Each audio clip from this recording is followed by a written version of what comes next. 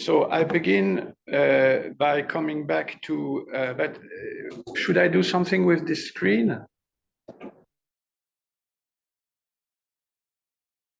Thank you.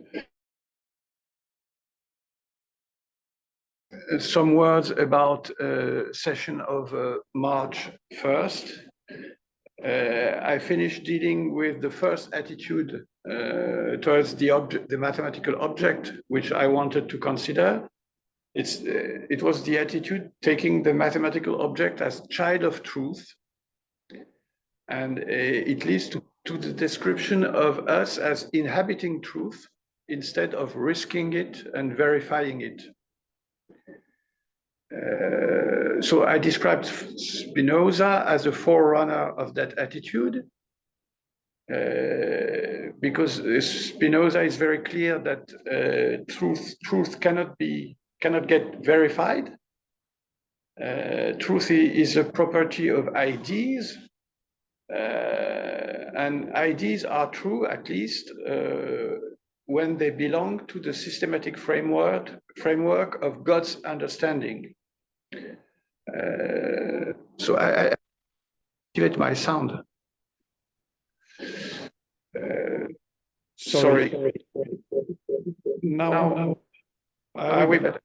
should I subtract? Yeah. Switch all this. Okay. Yeah, it's better. Okay. So Spinoza, ideas. There's feedback somewhere. Maybe you need to switch off the video, the sound, the audio from on your. Yeah. Okay. So now it's better, I think. Yeah, I think the audio comes from the room, right? So I think this has a microphone. Yeah, understood. Okay.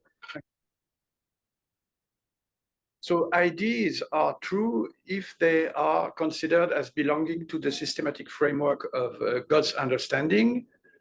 But ideas, if you consider them in the restricted context of human thought, they are not necessarily true. They can be false ideas. Truth is its own standard. Spinoza is quite clear about that. And he adds that when we have a true idea, we cannot but be aware of it.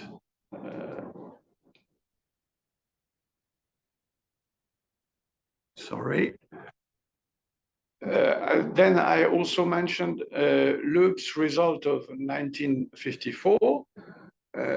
Loeb has proved that the only case in which we may prove that proof of code of A entails A is when we already have A provable. So I offered a dictionary translating A is provable in probability theory context into A gets grasped in God's understanding in Spinoza context. So if we use this dictionary, it seems that Loeb's result says in Spinoza's framework that we cannot operationalize God's understanding as providing a path towards truth. Cannot know that A is true through the fact that proof of code of A. Still, I have the feeling that there is more in Loeb's result. I don't feel completely satisfied by this Spinozist translation. I think that maybe Loeb's result says that no systematization construing provability as different from truth can control our truth from the outside. It looks like provability is closed inside itself if we listen to Loeb's result. That's what I can say, trying to make more sense of Loeb's result, but I don't feel that it's completely or sufficient. I have nothing better. So I ended up this session by trying to justify this first attitude, seeing the mathematical object as a child of truth. I think that philosophers who choose that attitude they want to see science as the product of reason, and they want to see reason strictly as scientific reason. And this last point means that they don't want science to be submitted to any relevant critical view emanating from philosophy. So reason is scientific reason, and science is the product of reason. So there is a kind of reciprocity. And they also consider science is as scientific reason is as best expressed in its logical core. Anyway, this logical core seems to shape any manifestation of scientific mind. So logic appears as the a priori intellectual knowledge of some internal Platonician content. I use here the adjective internal, thinking of what I have learned in Latin, but I think it, from what I read, it's common to a lot of languages. A lot of languages, they have what is called in general linguistics cognate object, which is an object internal to the verb. For example, I slept a disturbed, a perturbated sleep this night. So it's an example of cognate object. So there is an internal content of logic, which is Platonician abstractness as something which is intimate to logic, because logic knows it and reaches it, but at the same, it's the object of logic itself. So your sleep example, how is that? Yeah. I don't even see what the object is you're talking about. Yes, well, I think that philosophers following this path of the object as the mathematical object as child of truth, they want to they want to see science as the product of reason. Mm-hmm. They see reason as mostly logical, and then this but logic has a kind of content which is Platonician, which is any abstract object, any abstract content, and which is internal to logic. It is as if logic was a verb, and this logical content was the internal cognate object of this verb. But there is something that I don't understand. Logic, which logic? There is not only one logic, and they are not only compatible. That's a possible objection, but I think people who are so minded, they keep the conception of a unity of logic. But that's an objection I could make. In the 19th century, one can have an argument like that. In the 20th century, it's simply ridiculous, because we know there are a plurality of logic. Unless we are able to indicate that there is a sort of hard code that's common to any logic, but then we should know which one. Well, I think, you know, I think of the paper that you gave me to read of Tyler Burge, and he says he pictures Frege as having always thought that there are abstract contents which are objective and external, like Platonician ideas, and he thinks that we somehow we have an obvious access to them. Yes, and this access is given by logical obviousness. Yes, for Frege, logic was second order of classical logic. So the answer, which logic, Adler perfectly answered, second order classical logic. Yeah. Then, of course, if we have an answer to what logic. I want to detach that conviction from this particular logical content, because I think that it's true about what is magna logica. You know, it's a classical conception that there are a lot of logics, but there is one true logic which is behind every logic, and which is called magna logica. And I want to say, if you refer to this point of view, Frege, then this point of view, correct or non correct, Frege, non Frege, but in the end, it becomes plausible, because an answer to the question with logic is available. The answer to the question, which logic is second order classical logic? Then the question you can discuss, but the point of view is plausible.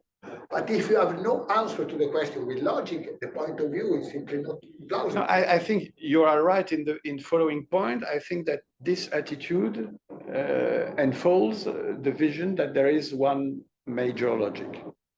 But then some people could say it's second order logic, like Frege, as you say. Some people could say it's first order logic, which would be a rather quaint attitude. That's not my point. My point is that an answer to the question with logic has to be available, whatever it may be. Yes, in order to have the cognate object, you need the verb, and the verb is logic in a major figure.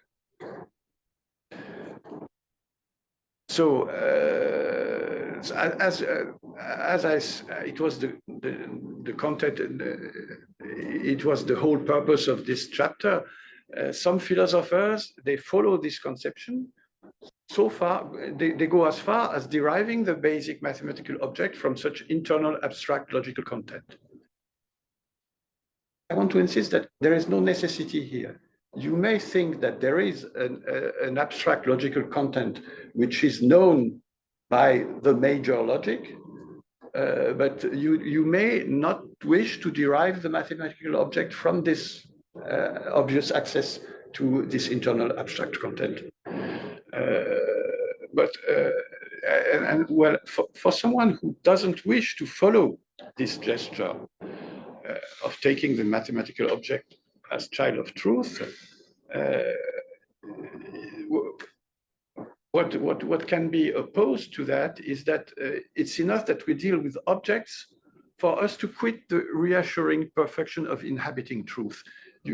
I think when you have object which is different from this obviousness of logic, then you cannot think that you inhabit truth.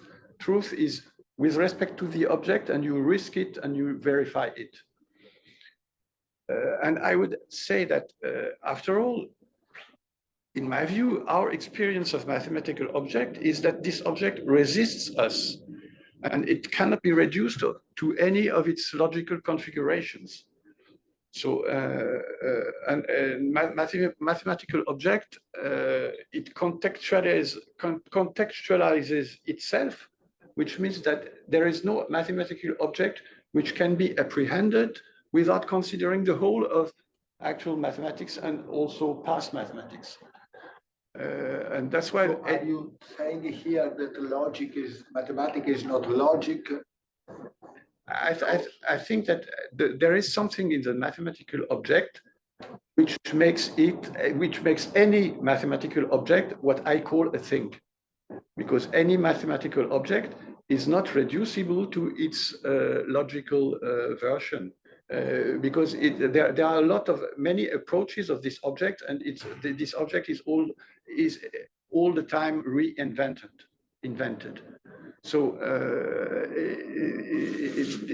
I think if you consider this property of the mathematical object, this conception that you are going to derive it from this obviousness of this abstract content of logic sounds very unplausible. No, but sorry. If I were a philosopher that supports this point of view, I just would deny that there are different approaches to a mathematical object. Natural number, if I am Frege, natural number are just extension of some concept. These are natural numbers. Then you can tell that you are wrong if you tell that natural number are other things. Natural number are this object, extension of this concept. Point. Finished. No. There is no discussion. So why mathematics is logic? Because I identify the real object that the natural number are, and the real object the natural number are a logical object. Then you can say, okay, I can approach a natural number another way. Okay, but you're wrong. You're wrong. Yeah, well, I am true, right, and you're wrong. No, but then you are going to say, for example, that the natural number object in category theory is a wrong approach. But that is, yes, this is for regular attitude, of course. Yes, well. But the natural number, this is what our natural number are. Then you can describe in another way, or it is another language to describe the same things. Okay, so you can and the other thing that you could say is that different languages, or you describe another thing because you are wrong. yeah, I understand this conception. So I wanted just to point to a reason to resist to such views. And a reason to resist to such views is that we have the experience that the mathematical object is redefined in many ways, and it's always extremely interesting. For example, natural numbers, the contribution of category theory is extremely interesting, and also to see the natural numbers, their properties as deriving from considerations about analytic functions is also very important. And I would say that any mathematical object that you may speak of, I was taking the example in 2022 of what we call integration. And there are a lot of versions of integration. Okay. So what you are saying, that the answer you are wrong is simply phenomenologically does not correspond to the experience that any mathematician has. So it's an implausible answer. Okay. Or less that. But then you may ask if there is really a good way of putting this issue of the right figure of the object. So I come to the second attitude towards the mathematical object, which is seeing the mathematical object as presented. So it doesn't derive from truth, it is presented. So here the idea is not to start from truth, but to start from the object, from what I call the rebellious mathematical object, because mathematical object is all the time reshaped and reinvented. So if this object has to impose itself to us, it has to have been presented. And we are going to derive from its presentation how we relate to this object and what counts as justified knowledge of it for us. So here, this completely different attitude, we are going to understand mathematical truth as posterior to the object, not as anterior. So it's necessary in that view that the mathematical object has been introduced to us in a kind of social presentation right. There must have been a moment where we became acquainted with this object. Someone, probably another mathematician, has performed the presentation for us in whichever way. So I was insisting in the beginning of this seminar on the point that to require a presentation it's comparable to good manners. If you are going to have dinner with people or to have a party with people, you want these people to be introduced to us manners. So here it's the same thing. Mathematical object must have been politely presented to us. And when we go to a dinner, I present you to Pino. Yes. In which case, who present a mathematical object to me?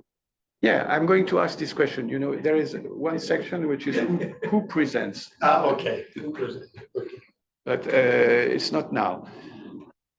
So what I just said, that there must have been a presentation, and how we may have justified knowledge about the object must be derivable from the presentation. It sounds like Husserl. Because we know that in Husserl, he says exactly that we know objects in reference to an original presentation of them. This original presentation determines the standard profile of these objects.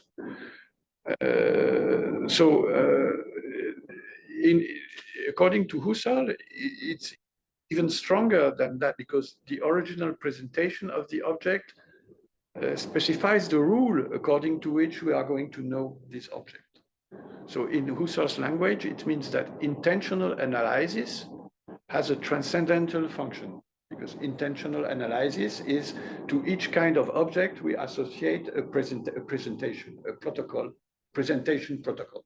And then transcendental function is that we cannot correctly know that kind of object without following the rule which is implicit in this presentation.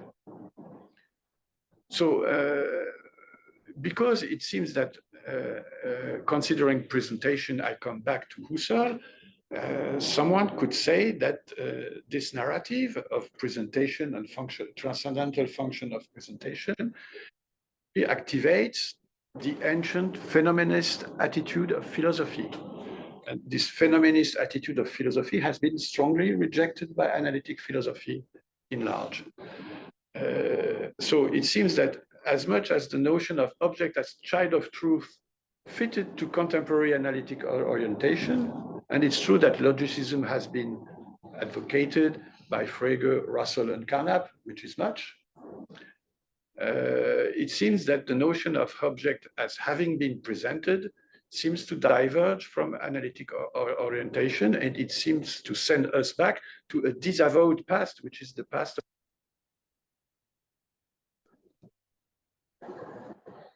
So sorry, perhaps it's my fault.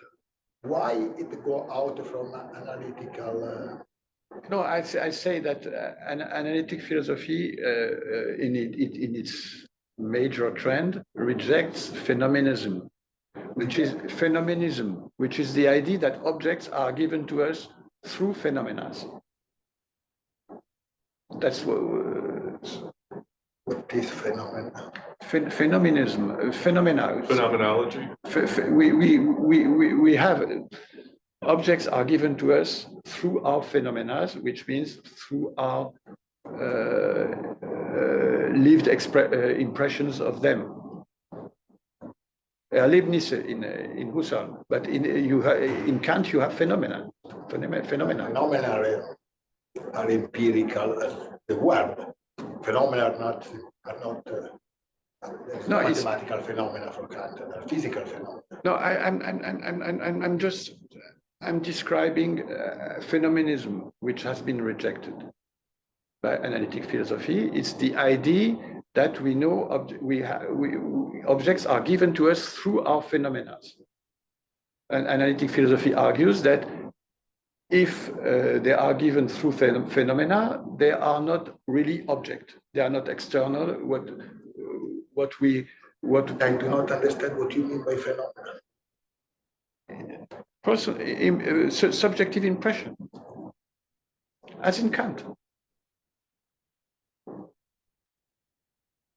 Kant and phenomena. As in Husserl. Phenomena are representation of spatio-temporal. No, I don't agree with that. It's not always representation. Phenomena is something more primitive in Kant. In any case, they concern spatio-temporal entities, the spatio-temporal world. Here I'm not speaking about the rejection of phenomenism is larger than philosophy of mathematics in analytic philosophy. They reject that in general. They argue that if objects are given to us through our phenomena, then when we speak about objects, we really speak about our phenomena. So we speak about ourselves. That's the classical argument of analytic philosophy against phenomenism. So you use phenomenon as opposite to noumenos essentially. So the things that there are, the objects, are given to us under the form of a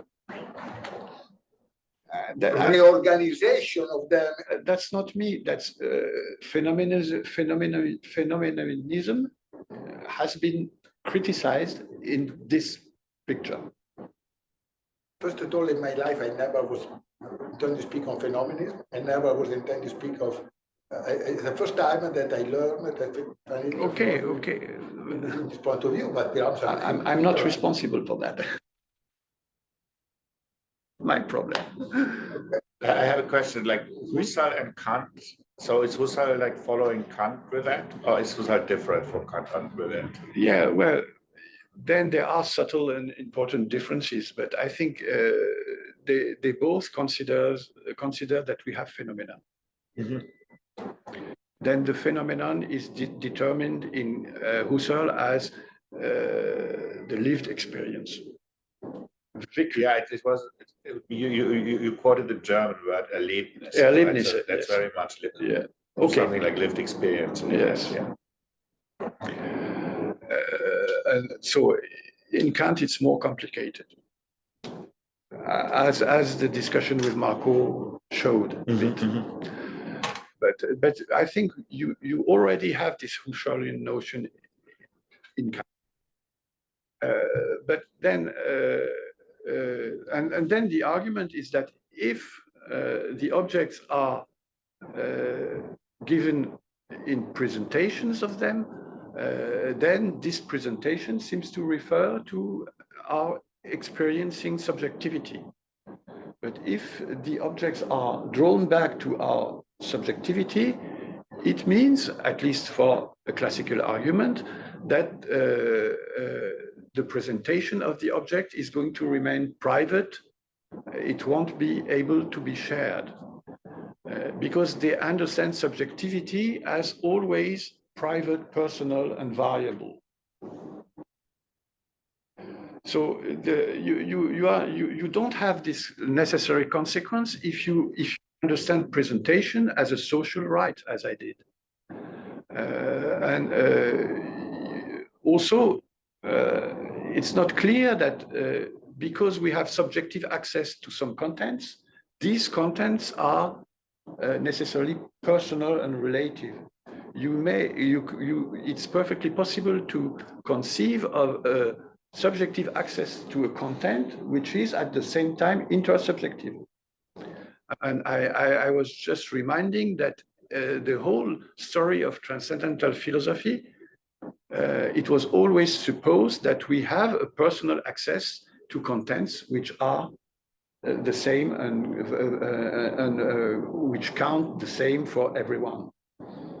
So this consequence that something which has which comes from subjective access must be private, relative, and cannot be shared, it's completely debatable. I would say that anyway, the very notion of justification requires that this understanding of the subjective, which is at the same time intersubjective. Because justification, I think, cannot be objective. If I claim that statement P is true of reality R, because of an objective configuration C connecting P and R, I seem to speak at the objective level. So I would explain my knowledge of R in P through this objective configuration C, which connects P and R. But all that depends on the truth of the assertion that C. And this assertion that C should be justified. So it leads us to an infinite regression. So it's only an appearance that we may have an objective justification. This is the Plato's argument of the ethos. This is the ethos. The argument of the ethos against knowledge as justified through opinion. The justification should be true. The argument is that knowledge cannot be justified through opinion because we only need the justification, and we need the true justification, and so infinite regress. Yeah, so I think there is a similarity with the argument, but I don't take it the same way. For me, it proves that justification has to be subjective, cannot be objective. Yes, so insofar for Plato, knowledge is to be objective, so there is no knowledge, okay, but the argument is the same, that the conclusion is different. Yeah. Essentially the same. I see the similarity, but you know, this kind of regression stops as soon as we accept that some truths may be at the same time subjectively experienced and experienced as intersubjectively invariant. So I think that mathematics shelters several intersubjectively stable subjective contents of that kind. So we could, in principle, investigate each of them. I only deal with two of them. So I'm going to begin with the most obvious level of phenomenological content shared by mathematicians. And so there will be a subjective access, but counting as intersubjectively valid. So if I understand well, now you are presenting some sort of phenomenism that according to me is acceptable. Well, I don't know. I don't know because I'm not sure, because what I'm going to say is not entirely constructed on the strata of consciousness. So it's not phenomenism in this classical sense. But I insist that the object in this attitude I am describing, the object, the mathematical object, is taken as presented. So the first example is the example of constructive objectivity, and that's what I am going to talk about now. So what do I consider, what do I define as a constructive object? It's an object arising in a class defined by a recursive clause. So we have a protocol which says which primitive objects belong to a class, and we know how we can build new objects of the class on the basis of already given objects of the class. So the protocol displays in general several building rules and several primitive objects. So the most simple example is well known, is the example of the class of trains. So any wagon is a primitive train, and when we append a wagon to a train, it makes a train again. So a recursive clause defines something like a horizon for objects to appear as we build them. And so mathematical experience shows that this constructive building game works well. Everyone plays ball without reluctance. So here I have in mind, when Wittgenstein explains what he considers as language games, there are some very simple examples which are close to the game of construction. So it works. People follow, they play the game. So when do we have a particular object in the class which has been defined by the recursive clause? Each time we close a building history. And this building history is arbitrary because we may freely choose the primitive objects we use in the construction, and we may choose the building rules we apply along the construction. So any object comes, therefore, with a tree, and the tree is simply summing up the building history of the object. We take, as you know, the primitive objects as leaves of the tree, and we introduce a node each time we are using a building rule. And this node is going to have as many arrows under itself as the rule needs. So I give another example, which is the formulas of propositional calculus. They may be defined by this, by following recursive clause. Every propositional variable counts as a formula. This is primitive formulas, primitive objects. And then if f is a formula, negation of f is a formula. If f and g are formulas, then f entails g, f and g, f or g, and f equivalent g are formulas.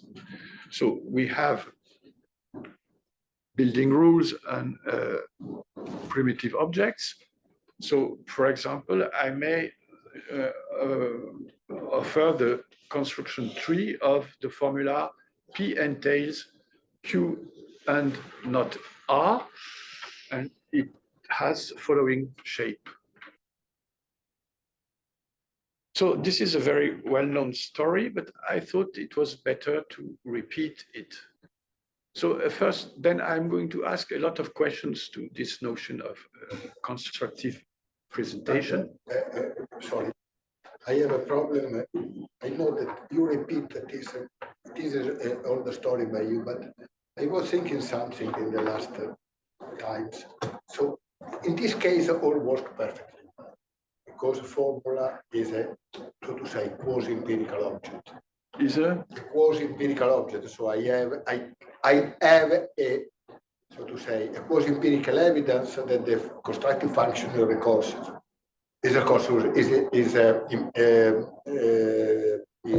injective.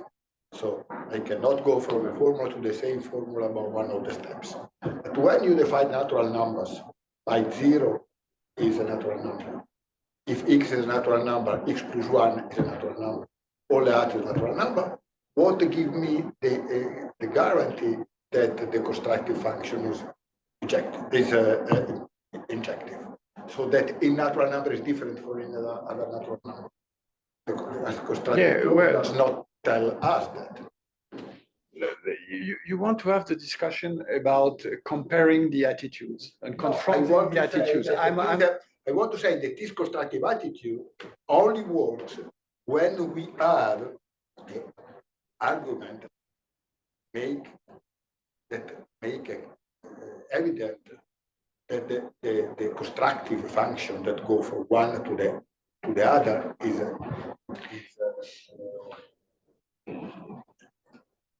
injective, because otherwise nothing. You always construct the same object. For the moment where we are, we only need these building rules to be clear.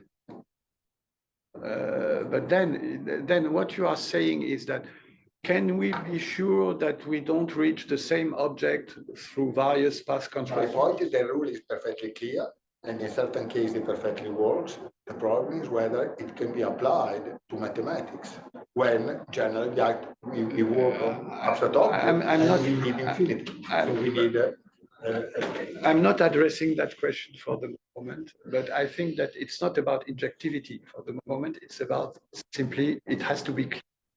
Building rule, everyone has to understand what should be done in order to build. Yes, I agree with your point, but can I comment on what you were saying? Because otherwise there are problems also with formulas I need to write. Because when I think of numbers, I think of 0, 1, 2, 3, and it is injective. So number are strokes. But numbers, as you accept formulas as writings of particular symbols. But no, I know that answer, and I could have made it, but but it's just that. But of course, what you accept with formulas, number of strokes, of course. Yes. But I don't want to jump to this discussion, because we are going to end up by comparing the approaches to natural numbers. And it's quite possible, but I think for me, it's more important first to understand better this constructive attitude, which is that some objects may be presented as constructions. So I want to understand it better.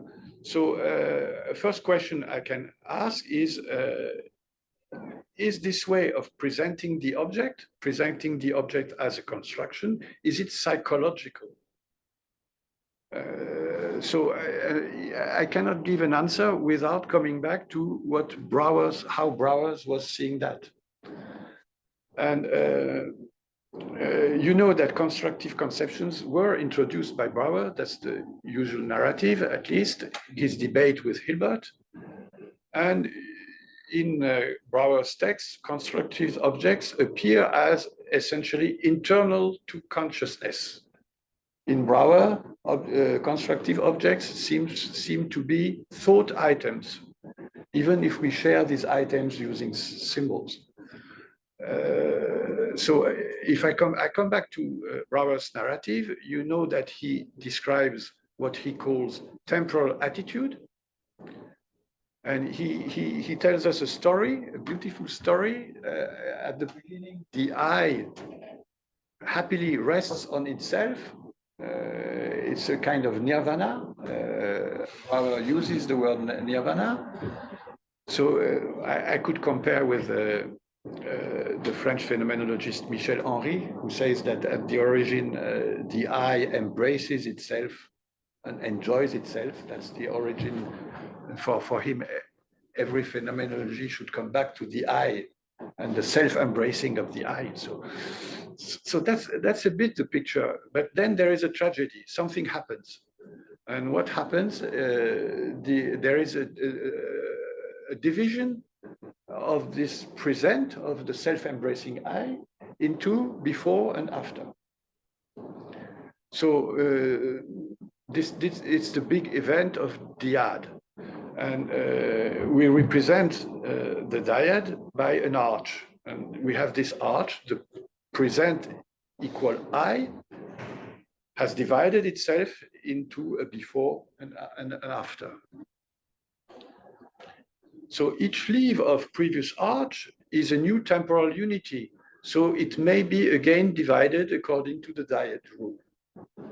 So if we iterate, we obtain a lot of temporal structures which are generated by temporal attitude. And for Brouwer, these are the original and authentic mathematical objects. So apparently they are inside consciousness. Well, one could add here that Brouwer's constructions are just a special case of the general notion of a class defined by a recursive clause. Because after all, the primitive object is the unified I, the nirvana I could say. And we have only one building rule, which is to divide according to the dyad principle into a before and an after. Sorry, Jean-Michel, I am the 25% of your public, and I absolutely need to go to the rest. Wait 30 seconds, make a break. Yeah, I can. Sorry.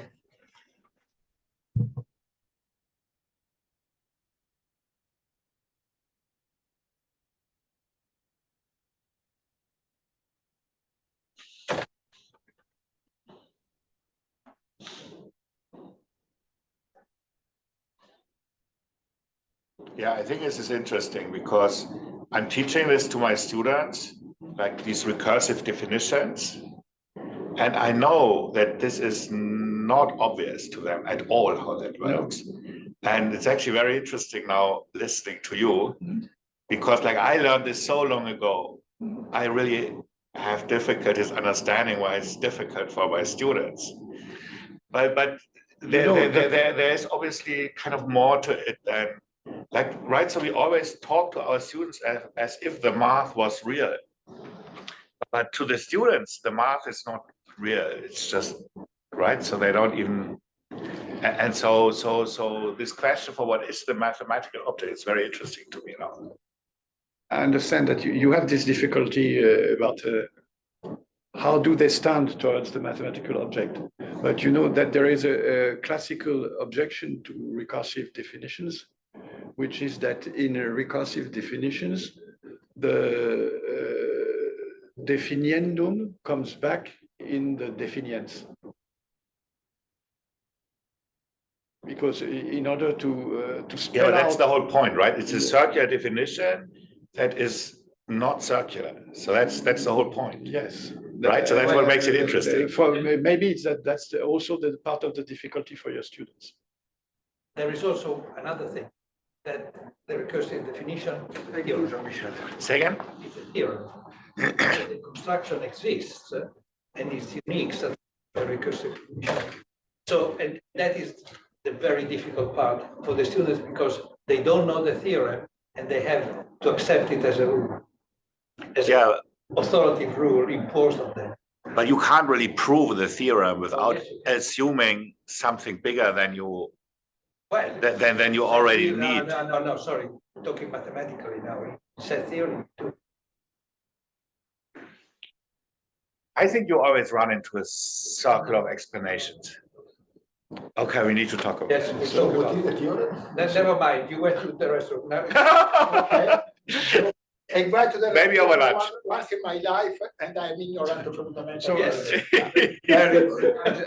I just want to add one point is that if we see the Brouwer's narrative as a case of a recursive definition, then the construction tree of an object which is built along this construction rule is going to coincide with its internal mental unfolding.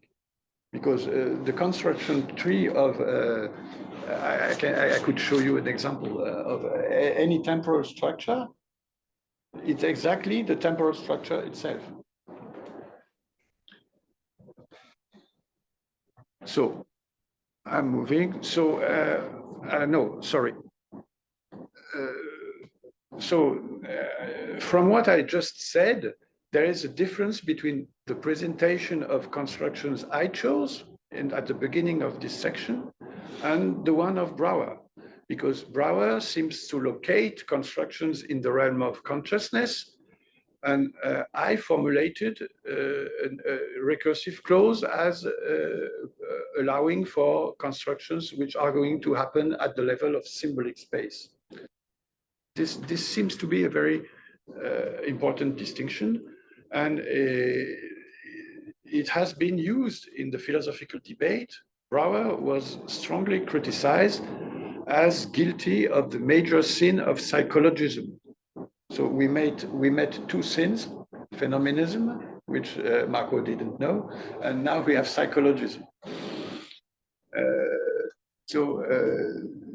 Because it goes in the same direction, because psychologism seems to see mathematics as subjective and therefore as personal, relative, and non-universal.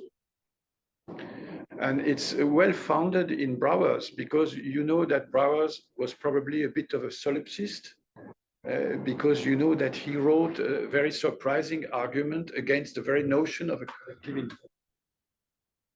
So maybe Brouwer is strongly guilty of a lot of things, but I don't mind. I think that, in my view, this difference about between locating the constructions in the realm of consciousness and locating them in the realm of symbolic space is not really important, because I would say that when we construct objects according to some recursive clause in the symbolic space, we know that it's something that we accompany with consciousness, and our mathematical experience witnesses of that. And I think the essence of construction lies very much in the fact that whether we realize the construction mentally, as Brouwer thought, inside our discourse, because we may also simply tell the story of the construction, or if we realize the construction in the external, in the symbolic space, which is going to be external, I think it doesn't matter. I think the strength of the notion of construction consists exactly in the fact that a construction is the same at each of those levels. And it explains the foundational role of constructions, because if the ultimate justification has to be subjective, then construction is something which is at the same time publicly controllable, because we have something in the symbolic space, but at the same time we feel it as right. Mhm. So I go further in that direction. I'm trying to echo Frege in a funny way. When we say, we could say that when we say that our representation of the moon is more melancholic than our representation of the sun, we do not mean that the moon is more melancholic than the sun. Had we meant so, we would have told so. So you see, I'm using Frege's argument in Sinn und Bedeutung by reverting it simply.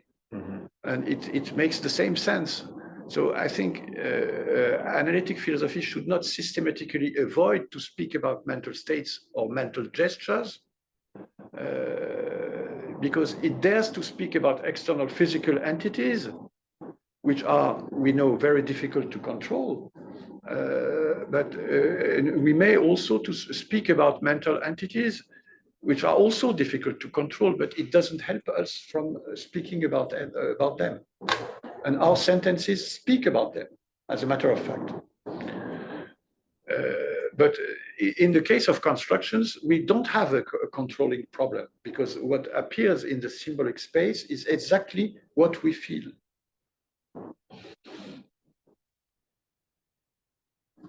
So then a second issue, it's the issue of intuition. So Brouwer claimed that we had an intuition of any construction. And you know that Brouwer's doctrine is called intuitionism and not constructivism immediately. So this intuition is meant to happen along the performance of the construction. And for Brouwer, intuition and construction were two superimposed facets. What is behind that is that intuition of a constructive object has to be intuition of this object in its structure. Intuition delivers the object and its structure. The structure is given by the history of our building gestures, which is memorized in the construction tree. I come back to my example of P entails Q and not R.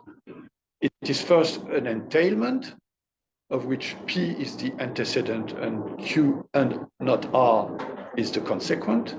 And this consequent is itself a conjunction, having Q as its first conjunct and the negation of R as its second conjunct. And the construction tree shows exactly all that. I don't understand where intuition comes in here. We construct the tree. Okay, we follow the rules, but where is intuition? I was just saying that intuition is supposed to be intuition of the structure. So I come back to it.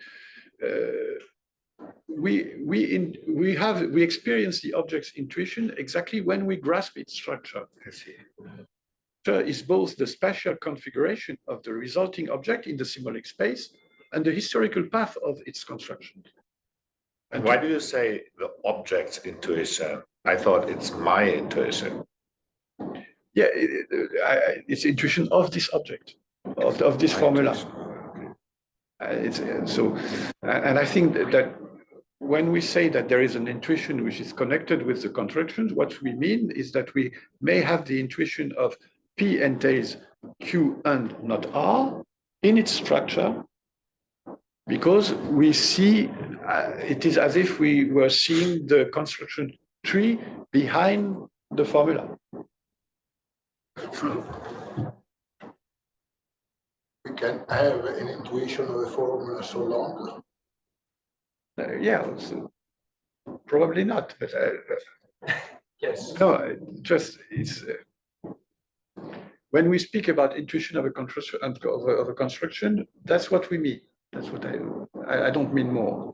I don't mean that it is always possible. This is a Cartesian idea, that the intuition that when you have completed the deduction, you have the intuition of all in the very same time. So you see the wall. Yes, there is something Cartesian in the idea that you can both have the temporal structure and the spatial structure at the same moment in the same intuition. So I would agree with that. It comes back to Descartes. I would agree with that.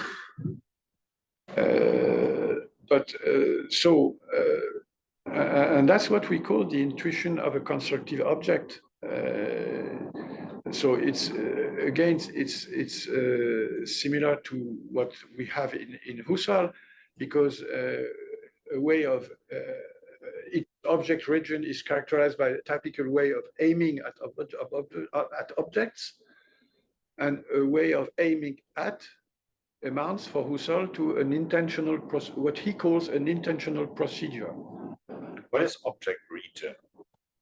Well, the region of an object? Or? Yes, Husserl says that there are a lot of object regions, and for each of them there is a consciousness protocol organizing our way of aiming at objects of that region. Can you give me an example of Yes, a region? so what he studies is perceptual ordinary objects, and then he studies past, time in general, the other person, and so in some parts of Husserl you find history, and for each in each case there is a specific intentional procedure, a way of aiming at. By the way, this is interesting. Yeah, I find this interesting. Yeah. I have to look at it. Most people have found it. Yeah, but I don't know about it, so I have to look at it. So, and he says that we cannot have any structure for the noema, what he calls the noema. The noema is the object as aimed at by us. So, for example, there is the noema of the tree in the garden, which is what I'm going to find in me, even if I don't make the hypothesis of the existing tree. Anyway, I have an internal organization of my Erlebnisse, which is my way of aiming at what would be a tree. And so that's an intentional, that's the noema. And you cannot have any structure on the side of the noema without having the same structure on the side of our consciousness gestures, our noesis in his language. So here is the situation is quite similar because the structure of the constructive object is both on the side of the object because it's on the side of the object given in the symbolic space and organized by its construction tree, and it's also this construction tree is just the story of the choices I made for constructing the object. So it's my noesis, one could say. Could one say that then the mathematical constructions are in that point of view are the noema which coincides with the noesis? Yeah, it was my point more or less. But okay. They don't coincide, but there is a kind. You cannot have anything in the noema without the counterpart in the noesis. But still, it's not exactly the same. That I insist that this intuition is not empirical but generic. It reaches a structure which could organize other individuals because. The making of the object structure is using the rules of the recursive clause, and each time these rules could have worked on other material. So we always reach a structure which could organize other individuals.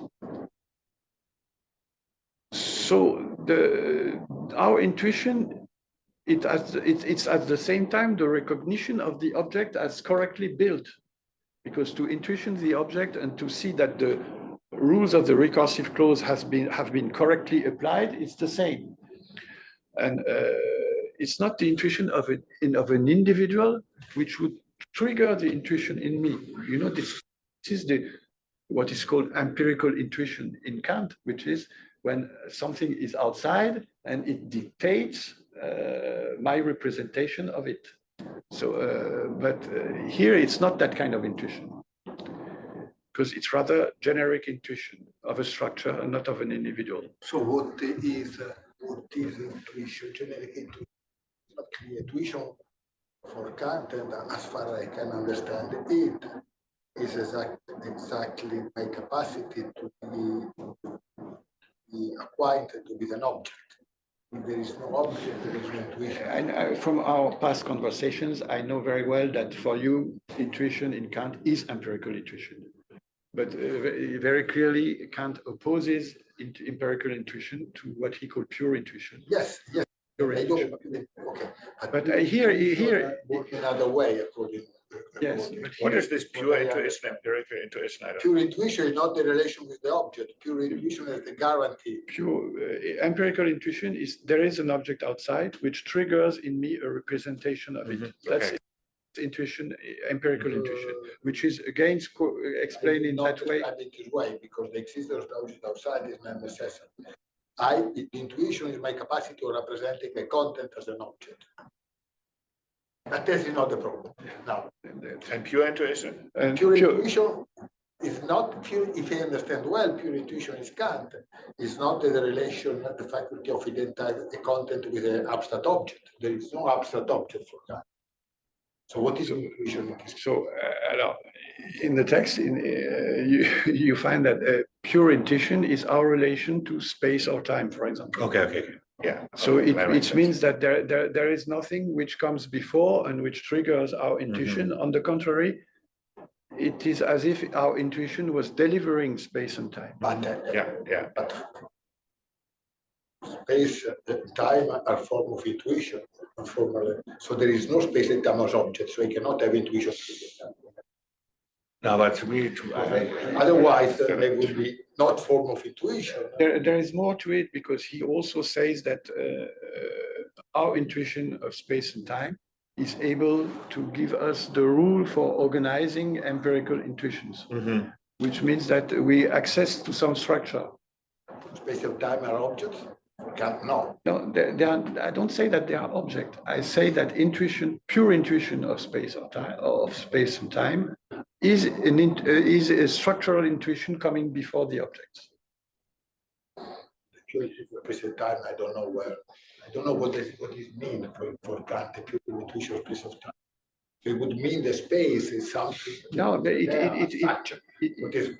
is a structure. No, there is no space, so I cannot have intuition of space. I can have spatial intuition, but I cannot have intuition. The point, what you are saying is partly right because you say it's true that Kant himself, he presents pure intuition of space as a mode of the nothing, hence imaginarium. Sorry. You know, at the end of the amphibology, in the Critique of Pure Reason, there is a table of the four kinds of the nothing in Kant, and there is it comes with each categorical group. So you have a nothing connected with the quantity group. You have a nothing connected with quality, nothing connected to relation, and a nothing connected to modality. And the nothing connected with relation is called by Kant ens imaginarium, and it's exactly space, for example. So it's a version of the nothing. It's the relational version of the nothing. But then when I say that intuition of space is our relation to a structure which comes before empirical intuition and is going to organize it, it's exactly the same, because it means that, as Kant explains, we need to have space, what he calls space, in order to be able to locate things on the right or on the left to each other, or behind or before each other. So we are organizing things into spatial relations, and there is an intuition which guides that. The intuition of the object is space, not of space. It's an intuition of structure, of spatial structure. Yes, so we have spatial intuition, of course, not of space. I think in which sense I agree with you and in which I don't agree with you has been made perfectly clear. But here we have again an intuition which is not intuition of individuals, and which is intuitions of a structure. And it's intuition of a form which is externalized in symbolic space, and which is the form organizing the constructive object. So this constructive intuition is very anti-Kantian, because the form is a concept, it's not a intuition. The intuition is the intuition of the object. And then there is the form of the object that it is a concept, not an intuition. It's exactly what is not an intuition for them. So the form of a table is not a table. No, the form in Kant, in form of intuition, is not morphological. It's rather rule, law. What he calls okay, but it's pertain to concepts, not to intuition. It pertains to concept, not to intuition. Or a schema, if you want. There is a discussion about the role of schema. Certainly it's not intuition. Concept of schema, but certainly not intuition. I've got the intuition of the form. Well, I'm speaking here of a form which is the resulting form of all the choices I made in the construction. And I think this intuition of this form cannot be separated from action or from normativity. Because I see the form insofar as I see the rules which have been applied, and I see them in their organization. So I see the structure of the constructive object as having been built in accordance with the rules.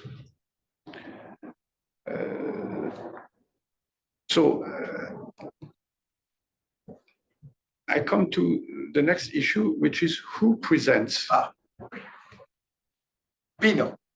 If we call Pino present you to me. No, who? That's not a good answer. Who? Pino. Who presents Pino? Whom did you present? Not who presents. Who presents is you. Exactly. So one could ask, may we say that constructive objects present themselves? Should we not rather say that presentation is ours? So it's undeniable that Brouwer's vision leads to an active conception of mathematics. The word construction evocates immediately agency. And this agency seems to be ours. That's the way Brouwer speaks about constructions. So it seems at first that constructive object is not presented or doesn't present themselves. Rather, we present them. But I would add two considerations. The first one is that I would like to introduce the mathematical school. I think the most plausible scenario is that when a recursive class is introduced, some mathematicians explains it to another one, maybe to a student. He explains how to build objects of the class. And that's the way I told the story at the beginning of this section. So maybe any notion of mathematical construction has a kind of ethical dimension. That's what David Lachterman said about Greek geometric constructions. He said that Greek geometric constructions, they happen in the Greek mathematical school, and one master was showing to the new mathematician how to construct figures and reason using figures. Maybe this is common to classical Greek constructions and contemporary constructions. Anyway, it's an ethical game. Someone has to introduce someone else into that game. So in that sense, the constructive object is presented to me by a master. By a master. There is another aspect, which is when we present a construction as such, which means when we exhibit its construction tree, the mathematical underlying object presents itself ultimately at the symbolic level, as I underlined. So our agency is, so to say, covered by its symbolic objective notation. So Brouwer thought that he wanted to underline that the underlying agency should still be conceived as strictly internal, as shaping internal time. But still, I think it's very important that the construction happens in the symbolic space. And I said that the construction remains the same at the discursive level, at the symbolic level, and at the internal level. So why? It is because corresponding activity is kept. When we access to the symbolic resulting object, we recover all the animation which has made the construction. And so this animation remains the same inside consciousness, in our discourse, or in symbolic space. So in this sense, construction presents itself to us from the outside of symbolic space. I think it's also important. And I would say that mathematics as a discipline shows how the subjective becomes objective or transforms into a special kind of symbolic objectivity. No, explain all that. This is crucial, but I understand nothing. What? Nothing. You understand nothing? So, okay. The master, I arrived up to, there is a master that presents. Yes. Okay. And then no, I comment on the role of the symbolic space here, because the symbolic space makes the construction objective, so the construction can come from the outside to me. So that's the point. So in a way, the constructive object is presented in the symbolic space, but this presentation is homogeneous to a subjective event, which is what Brouwer describes. And then I say that this process of converting a subjective process into a symbolic reality, shareable reality, is typical of mathematics. That's something which happens all the time in mathematics. It happens in category theory all the time. To make the example that you made before, the formula, I constructed P, then I go around on the table, then I came back, and now the formula no P is no more constructed by me, it's objective because the symbolic space gave me access to it, not as I were constructed it, but as it is, independent of my. And anyone can replicate the construction tree? Sorry? Anyone can replicate the construction tree on the view of your symbolic trace.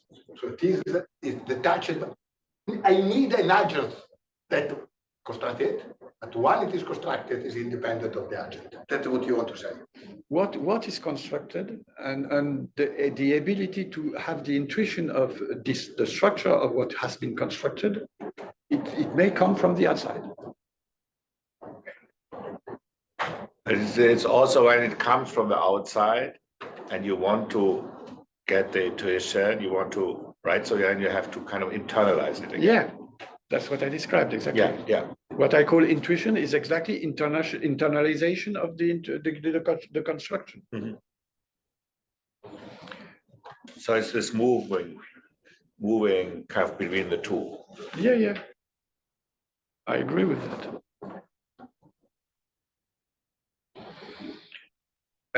Finiteness. So now I come to another issue, which is usually when we introduce a recursive clause defining a class of constructive objects, we mean that we welcome all objects which are going to be constructed, but they have to be constructed on the basis of the primitive objects using the building rules along some finite path. So we include in our definition of what a construction is this finiteness requirement. And so hence the question, what do we mean by finite in such context? Because so very often constructivism is considered as a foundational account of mathematics. so of what legitimate mathematics should be. And so one could ask constructivism to bring a foundational characterization of the finite. But you know very well that Bauer's conception doesn't bring any clarity or ground to the finiteness expectation concerning constructions. The notion of the finite is rather presupposed by this definition of constructions, by any definition of constructions. So what can we do? We could consider the finite to be a Platonician idea. So we are going to say that we have a finite practice, and so we are able to idealize an agent which still work inside finite horizon, but this agent would not suffer from our limitations of time and energy. So this idea would give the meaning of Bauer's finiteness. So I think it's the most common conception of the finite we have. We see the finite as an idealization of our finite practice. So it's not satisfactory because we seem to jump from examples of the finite to the idea of the finite, and it is not an exact procedure. It doesn't provide exact knowledge of what is finite and what is not. So I understand very well that someone may disagree with that vision. Another option is to introduce the finite through Kant's notion of scheme. Because Kant would say that he describes the number as the scheme of a integral group of quantity.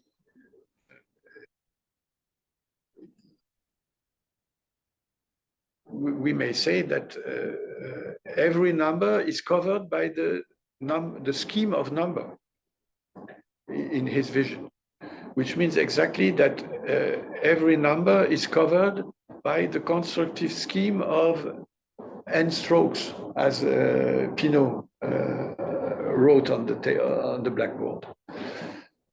So we are able to build small natural numbers, and then what we have is the scheme of an arbitrary long story of adding one stroke. So here Kant's scheme plays exactly the same role as Plato's idea. But again, it's not satisfactory for someone who wants a definition of what is finite and what is not finite.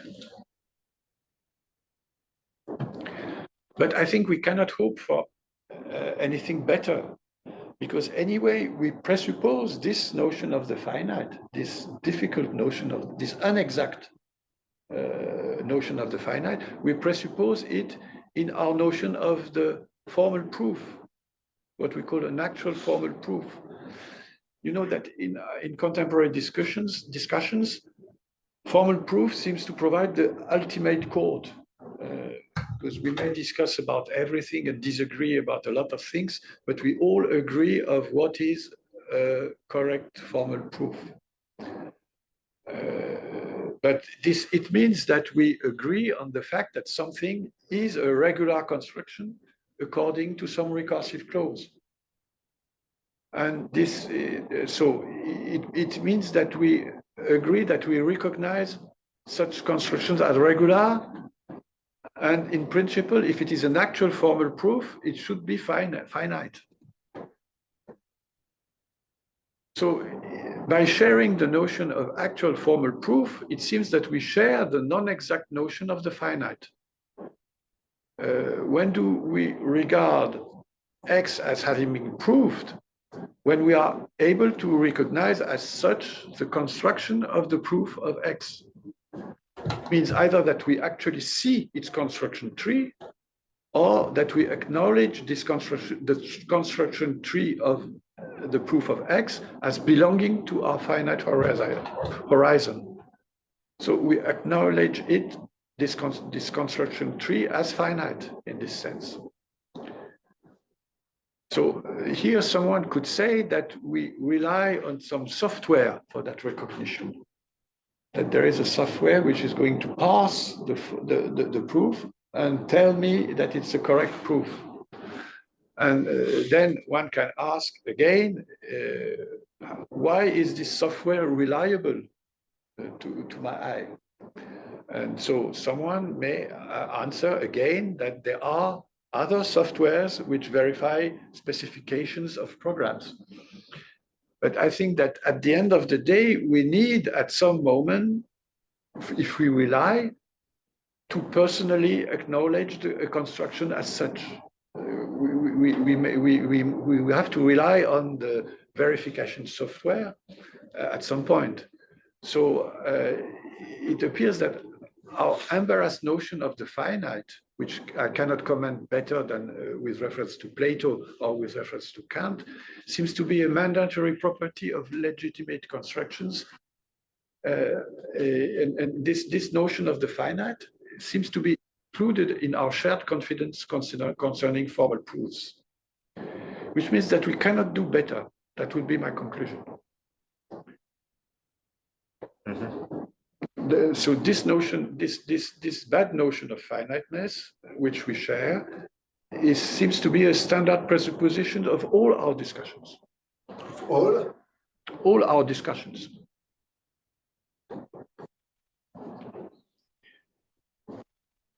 So I come to the next point, which is understanding our acknowledgement. So I would like to understand better how we understand our acknowledgement that something is a construction. It was already part of previous discussion.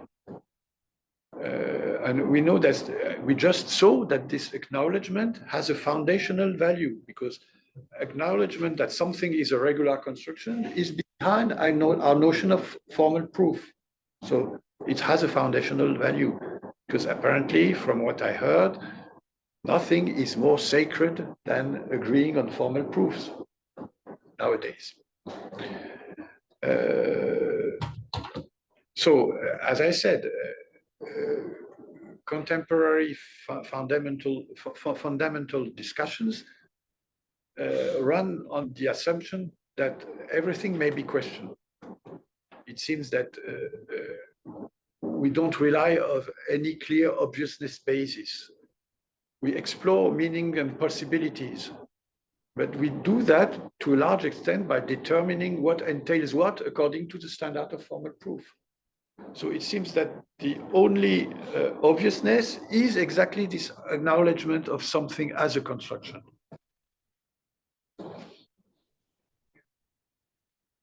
So I already met and I rejected the conception according to which acknowledgement of something as a construction, in particular of something as a theorem, amounts to empirical perception. Because such acknowledgement cannot be purely empirical. Intuition, as we said, is here generic. It runs on what we see. It has an empirical basis for sure. But for example, it's not enough to grasp a construction tree as a pixel grid. When we have to grasp the tree structure at the same moment, which means that we have to interpret what shows as elaborated in conformity with the rules of our recursive clause. We have to subsume our construction tree under the general scheme of legitimate constructions as outlined by the recursive clause. So I already referred to the Kantian notion of scheme. A recursive clause seems to have a schematizing power. So schematism would not only concern concepts, but also recursive clauses. Because we produce construction trees on the basis of the building rules. Each building rule is interpreted as an arch, having the constructing result as its core, and using subterms as children of this node. So what's the difference between a rule and a scheme? Yeah, that's. Well, I'm going to say one word with it, because this Kantian scheme is both described as a quasi-image. It's a scheme of a dog is a quasi-image of every kind of dog. Mm-hmm. So it's kind of drawing, which would be the drawing of a general dog. And that's the quasi-image version. And there is the other version, which is more official, which is the scheme is a rule for producing any particular image. So it's very close. Both things are extremely close. And I think we recover exactly that in our construction trees, because any construction tree is grasped as an image of underlying building rules. So I think it's consubstantial to what we are talking about. So maybe I should stop here. Okay, it's certainly a lot to take in. Okay, thank you. So I'm curious now. Next week, no seminar? No, so Yeah, I'm away also. Yes, no week, no seminar. Next week. If you want to make a seminar in my room, spring, it's spring. with a lot of wine and spaghetti. Next week is spring break. Yes. Yeah. And then we have the 29th March. Yes. You are going to be in New York, but it's a possible date. So I will be here on the 29th. I'm here. Well, you will make 29 of. I will not be here, but you will make 29. And also Brennan will be at 29, I suppose. So make 29. Yeah. So Jean-Michel, I have a question. Like Yeah. I feel really motivated now to read some Husserl, which I never did. Yes. So like. Go to Ateneo? Yeah, Yes. let's go. So you what would you recommend? Yeah. For Well, me to start. I don't know, because some people. Venire a mangiare con noi? Posso? No.